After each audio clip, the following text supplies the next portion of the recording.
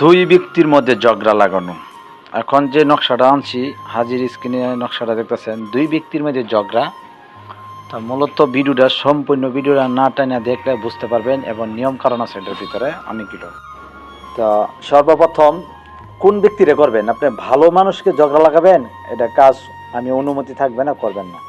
হয়তো আপনি মনে করেন একটি ছেলে একটি মেয়ে অবৈধ সম্পর্ক করে লাইছে, বুঝেন, সাপোজ অল্প সময়তে ভিডিও একটু লম্বা যাবে, অবৈধ সম্পর্ক করছে, ওই দুই ব্যক্তির ভিতরে ঝগড়া লাগানো, বিভেদ লাগাবেন যে অবৈধ সম্পর্কটা নষ্ট হয়ে যায়।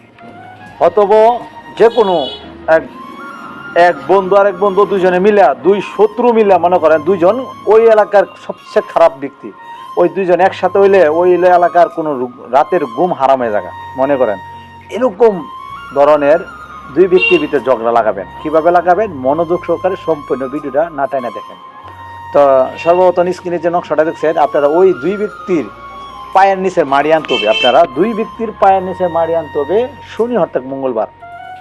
সাপোজ শনি অর্থাৎ মঙ্গলবার, কিছু মন্ত্র দত্ত দোয়া কিছু পড়া লাগবে না, শুধু নিয়ত করে আনবেন যে খারাপ ব্যক্তির যে দুজনের ঝগড়া লাগে মানে একটা নিয়ত থাকবে, এতটুকুই।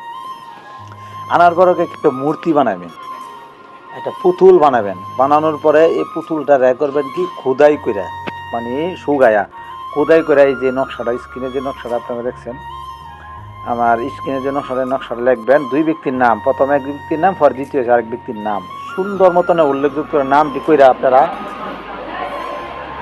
নদীতে নিক্ষেপ করবেন। অল্প সময়ের ভিতরে দেখবেন দুই ব্যক্তির ভিতরে এমন ঝগড়া, এমন বিবাদ হয়ে যাবে, মানে শত্রু দহমের মতো হয়ে যাবে।